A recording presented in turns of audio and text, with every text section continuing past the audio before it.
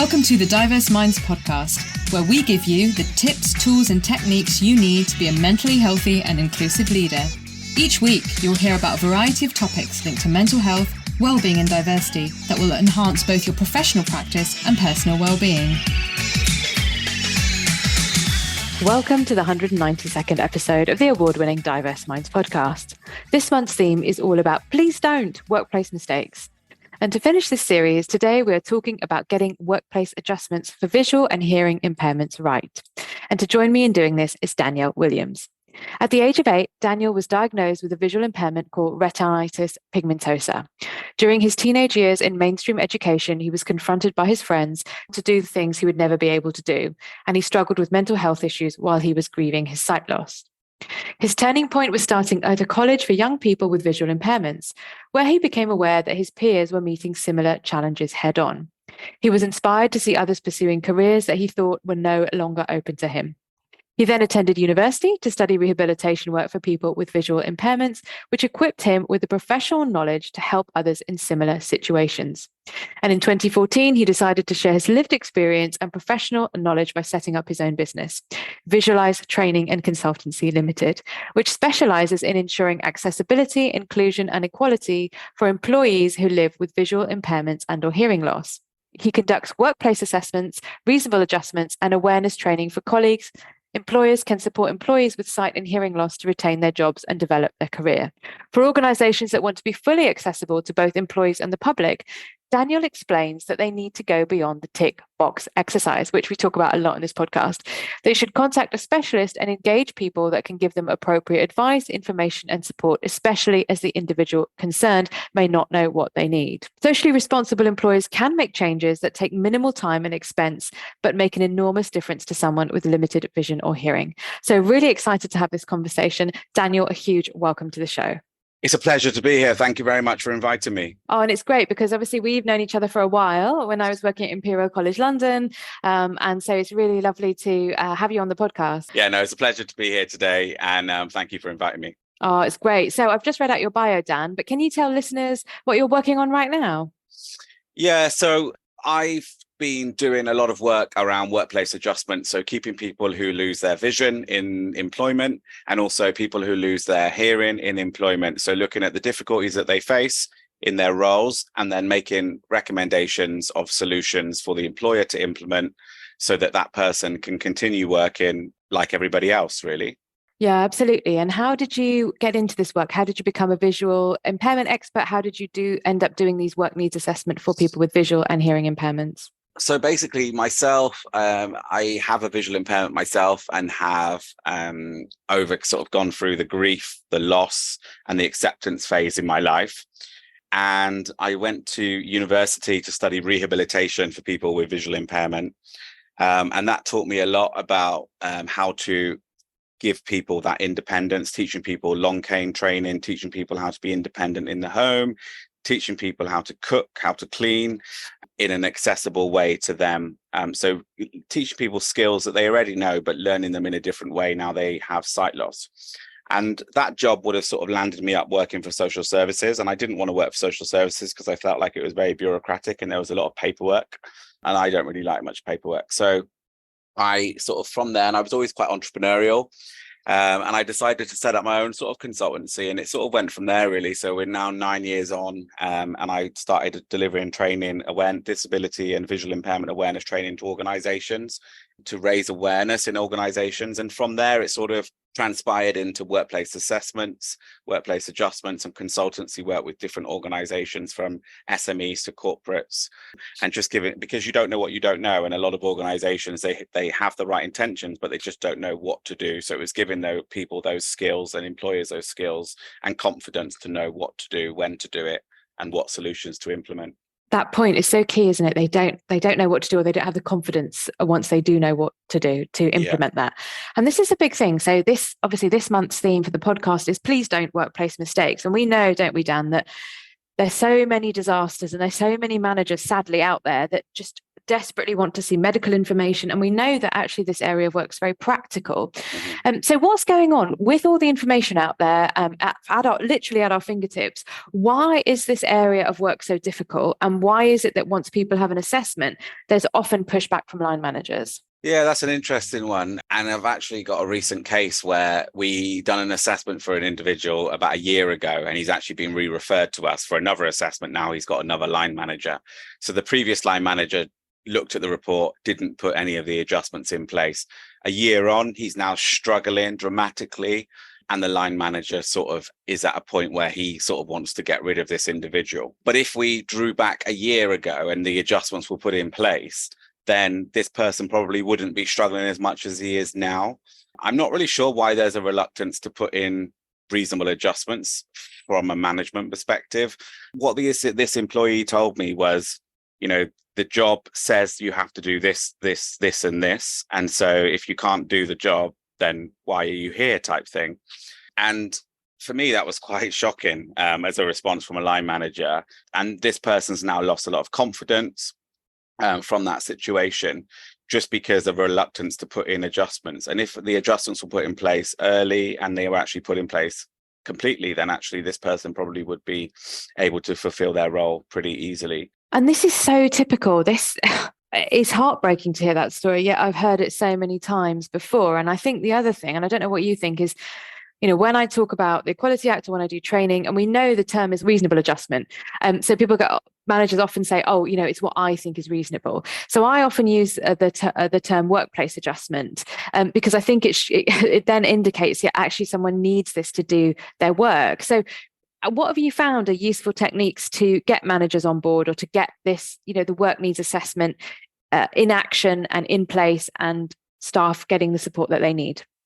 Yeah, no, definitely. And I think sometimes it's you've got to get all the stakeholders from the whole business involved in the process. So HR, occupational health, line manager, everybody. And some of it's just common sense. Everybody sit around a table, have a discussion.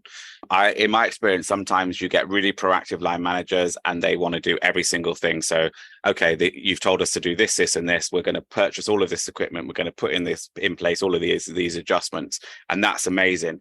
And then from the other extreme, you get line managers that will sit on the report for maybe a year, 2 years, and not actually bother putting anything in place. And sometimes it's just having a conversation. Once you get the report, have a conversation with the employee, discuss what's been recommended, and try to just put it in place. What is between you both and HR, what is reasonable. And I think, reasonable adjustments, for me, it's about making sure that if that person is at a disadvantage, then obviously don't put them at that disadvantage. But I think sometimes line managers think, oh, well, this person's getting special treatment. So if we do this for Jack, then we've got to do this for Jill type situation. And it's to me that people shouldn't be looking at it like that. This person they are at a disadvantage because they've got a disability. But if you put in place these adjustments, these workplace adjustments, then that person probably wouldn't be at a disadvantage. So you're just making their life harder, and you're also adding additional stress for that individual. And then that individual might be then off work with other difficulties, such as mental health difficulties, because it's got to a point where it's so stressful. Managers have a legal responsibility. So I will sometimes, if there's an individual that's having difficulty with a line manager, I will put information about what the Equality Act is. But sometimes it's sort of just common sense. And also there's a legal obligation, yes, but there's also that moral obligation of, if you were in that situation, Mr. or Mrs. Line Manager, how would you feel? How would you feel about being not listened to, and not reasonable adjustments not being made for you? And that's the thing. And I've seen that too. Or managers just feel overwhelmed by it and don't know how to start. And I think that just goes to show how low the disability and access literacy rates are in the UK. And we're one of the better countries, which is scary, isn't it? Yeah, no. And so, you mentioned, people's confidence being impacted. What have you seen then in terms of people's workplace adjustments not being fulfilled and the impact on their mental health and well-being? Yeah, I mean, when workplace adjustments are not fulfilled, it creates a massive mental health impact. So I've met people where, because adjustments haven't been fulfilled, they've just gone to their doctor, been signed off with depression and stress. and they just feel like they feel like they've got no energy left to fight. They feel like they're in a position that they're constantly fighting against HR line managers just to get some simple basic equipment recommended or purchased. And I think sometimes also one of the barriers for people is some organizations have a bureaucratic, ridiculous procurement policy of, it takes months, sometimes 6 months, just to get a magnifier into the organization, or just to get software into the organization. And whilst that 6 months goes on, that person is still struggling to see the screen. They're still struggling to do their job. I mean, it goes back to common sense. Is that appropriate? Is that proportionate? Is that reasonable? And is that person then off longer with stress and anxiety because you just can't get a magnifier in because you've got bureaucratic procurement policies? Yeah, totally. And I've seen that as well. And I think that's one of the biggest challenges in accessing support. And I think the other thing I've seen, Dan, and I'm sure you will have seen this too, is that maybe a manager knows someone with a visual or hearing impairment and they think, oh, this worked for that person, so it will work for you. And not seeing that, people's disabilities and work preferences, of course, are going to be different. So you have to look at the person in front of you. Yeah, no, definitely. We see that quite a lot, actually. And I think that's why it's really important to get specialist intervention and specialist assessments and specialist intervention, because that's when things can go wrong. And so I see that quite often where someone will go, oh, well, they got a visual impairment, so John over there's got Zoom tech, so this will work for Jill over there. And that's not always, it's generally not the case. And that person...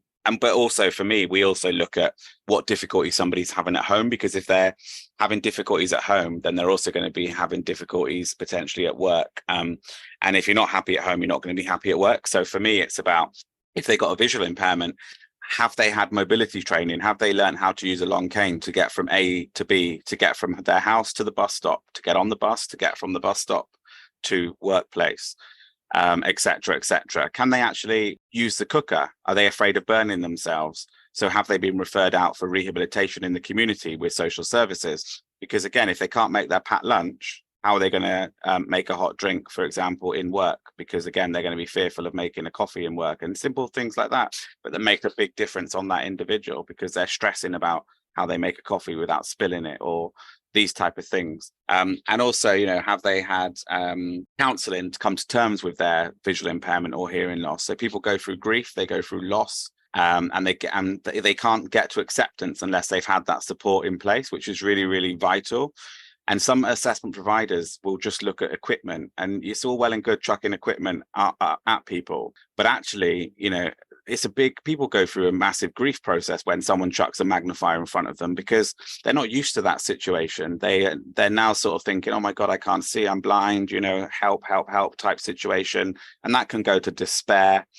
And so that's why really other interventions are needed in those situations, like counselling, like coaching, et cetera, because it's not all about equipment. It's about the other softer adjustments that people need to fulfill their roles and also live an independent life. And that so often gets forgotten about. And I think your point about the hot drinks is spot on. And of course, if people don't feel comfortable, or they haven't had the right support in the workplace making a drink, they're really left out of social engagements, and then you get even more isolation, don't you?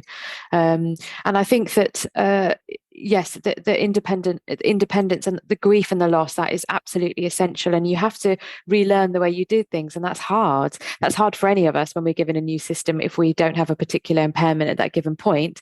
And then if we have an acquired impairment, yes, absolutely. I think that's so underestimated, the grief and the readaptation of who you think you are and who you now have to be. Yeah, no, definitely. It's a massive thing for people that sometimes, in my experience, gets overlooked quite often, especially, from lots of other assessment providers and occupational health doctors as well. It's not, the mental health side seems to always be lost, I feel. And I think it's really important. And I think sometimes people just see especially from an occupational health perspective, people just see the condition in front of them. So, oh, this person's got this eye condition, so they're going to need X, Y, and Z. But actually, how's that impacted on their mental health? Yes, such nuggets of wisdom. So what do you think workplaces can do then? And I know you advise this to be anticipatory and not reactionary. So the things they should have lined up. So if anyone walks through the door or acquires an impairment or a new member of staff comes in, they are ready to hit the ground running. I would say just be conversational. Don't be afraid to ask somebody what that individual feels they will need. Some people will have experience. If they've come from another organization, then they'll have experience of what they've used previously. And if they're new to visual impairment completely, then remember, they're not necessarily going to be the expert on their specifics because it's all new to them. So they don't actually know what they need. So it's really important to engage specialist providers to do assessments to identify the need and implement the recommendations in a timely fashion, which is really, really important. But I think it's about having a conversation. Don't sort of pussyfoot around that conversation. Make sure that you have it, because some people are not confident to have that conversation, and then people make assumptions. And it's not a good thing to make assumptions about people. So just have a conversation. Most people are open in telling you what they're finding difficult, but then it's about engaging with specialist providers to get those solutions. You know, we don't expect employers to be experts in every single condition or every single disability type. But what we do expect is to just have a conversation and not always default to the law, but just default to, you know, what's right for this individual and what's right for this employee and what's right morally for this person to thrive in their employment, really. Yeah, and I'm also thinking, going back to a previous point that you made about procurement processes. So check your procurement processes, check things aren't onerous. Actually, I always used to recommend having an organization having a number of things in stock. Get a site license for things like Clara, Read, Zoom, Text. So you're ready to go. And actually, even if people don't have a particular impairment, lots of people like using assistive technology. It actually makes everyone's lives a bit better. I always talk about why not have cream paper? So if anyone, it reduces glare, everyone loves cream paper. We used to do that in my team. So these things we can think about. So we're lowering the barriers basically, so that people don't have to ask for these things, and actually most people benefit from them. Yeah, no, definitely. And I always sort of have an analogy that if you build for the minority, if you build your processes for the minority, it will generally work for the majority. So if we take a lift, for example, that was initially built for somebody in a wheelchair who is a wheelchair user, but that now works for people who have luggage, people that have poor mobility, people that just can't be bothered to walk up the stairs. You know, it works for everybody. People that have prams, people that have cycles, bicycles, etc., etc. So that's just one example, and you know, there's lots of examples out there. But it works. If you build for the minority, it works for the majority of people. Yeah, so true. And I go on about ramps, and I won't do that because you've given a beautiful example around lifts. So Dan, you know, you've got a very busy life. You do this work, and it has an emotional impact because, of course, you know, you can see it. So how do you look after your own mental health? What are your top 3 tips you'd like to share with listeners? That's interesting. So for me, it's about having a network around me, speaking to other people. If there's something that concerns me, sort of speaking to other people and sort of talking through things. The other things is having regular massages, because I find massages sort of just relax me and give me that sort of well-being. And then I also like to travel and go on holidays, and also use my hot tub to relax and refresh my mind. Brilliant. We've not had that before. I don't know if any of my other guests have their own hot tub. So that's awesome, or brilliant. Thank you, Dan. And of course, if people want to know more about you and your work, how should they contact you? And I will include the links and information in the show notes too. So if anyone wants to contact me, they can go to our website, which is www.visualizetrainingandconsultancy.co.uk, or just pick up the phone and give us a call on 07472 305 268. Amazing. Thank you so much, Dan. Thank you for those nuggets of wisdom, really practical information. You know, I hope everyone, you found that super useful, because I know I did. I always love a refresher. And I just wanted to end with you know, you might think you know it all, but we never know it all, and that's okay. And we're always learning, and that's really important. I think, Dan, you've really highlighted that today. Yeah, no, definitely. I would agree. Thank you very much for having me. Thank you so much, and take care, listeners. And do join us next month, where we will be talking about anxiety and climate change. Until then, everyone, take care. Thanks for listening to the Diverse Minds podcast. Don't forget to subscribe on Apple Podcasts, Spotify, or wherever you access your podcasts from. You can also connect with me on Facebook, Twitter, and LinkedIn. Tune into next week's episode of the podcast, where I'll bring you more insights on mental health and inclusion. Bye for now.